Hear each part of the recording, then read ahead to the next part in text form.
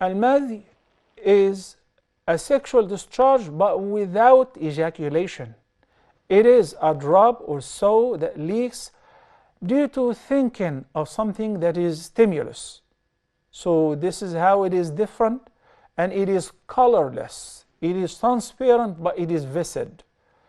So it is different than the sexual discharge of al-mani, which happens as a result of ejaculation with tadaffuq, and it is white or whitish or milkish, and it is very viscid as well. This is mani, and it is normally a big quantity versus al-madhi, which is a drop or so, and it happens occasionally. It cannot just happen all the time.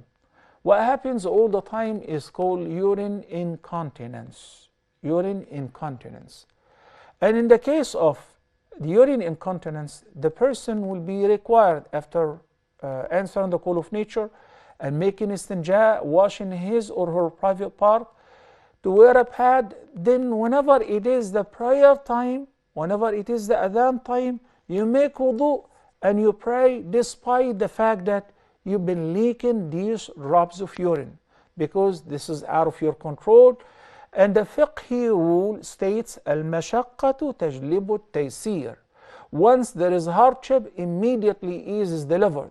So Allah will not require nor account you for what happens out of your control. That's why it's called urine incontinence. It is out of your control. In the case of the madhi, it happens, but it is not as often as the urine incontinence. And in this case, let's assume it is madhi. You would have the one who is experiencing madhi would be required to wash his private part, then make wudu and offer the prayer. Let's assume this experience of yours is constant. You will be treating it similar to urine incontinence, even though I'm still doubting that it happens as often as the urine incontinence. Wallahu ta'ala a'la wa a'la. To add to the previous answer, this is the result of looking at images which are stimulus, sexually stimulus. So they are already printed in the brain, and the person may even think about those images, recruit them to his memory in the prayer. And that's why Allah the Almighty in Surah An-Nur commanded both men and women in 2 consecutive ayahs. قُلْ لِلْمُؤْمِنِينَ يَغُضُّوا مِنْ أَبْصَارِهِمْ وَيَحْفَظُوا فُرُوجَهُمْ ذَلِكَ أَزْكَى لَهُمْ.